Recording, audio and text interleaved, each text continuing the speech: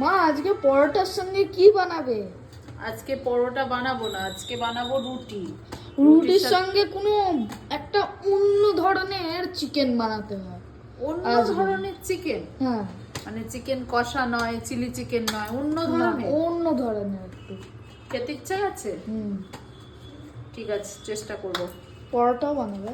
না, রুটি বানাবো। পরোটা, হ্যাঁ, রুটি। পরোটা, হ্যাঁ। ছেলে বলেছে বলে কথা, একটু চিকেনটা অন্য রকম চাই।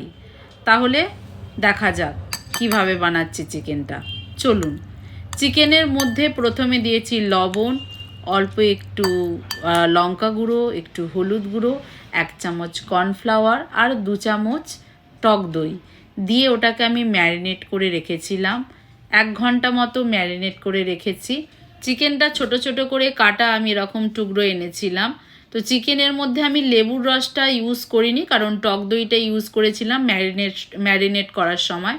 সামান্য অল্প আমার বাড়িতে চিকেন ছিল, তো সেটা দিয়েই আমি আজকে বানিয়ে দিলাম। এবার টক দইয়ের মধ্যে একটু ব্ল্যাক পেপার পাউডার, একটু চাট মশলা, একটু লবণ, একটু বিট নুন, একটু পেঁয়াজের কুচি আর অল্প একটু শুকনো লঙ্কা ক্রাশ করে দিয়েছি। আর এর মধ্যে চিকেনটা যেটা আমি তাওয়ায় করেছিলাম, সেটা তাওয়া ফ্রাই করেছিলাম, সেটা দিয়ে দিলাম। এছাড়া আর কিচ্ছু দিতে লাগবে না। দারুণ দারুণ হয়েছিল রুটির সাথে খেতে, খুব সুন্দর, অপূর্ব। একবার খেয়ে অন্তত একবার ট্রাই বাড়িতে করে অন্তত জানাবেন। তুই বললি না যে একটু অন্য ধরনের খাবার রান্না করতে? খেয়ে বল। ভালো। ভালো আছে, হেভি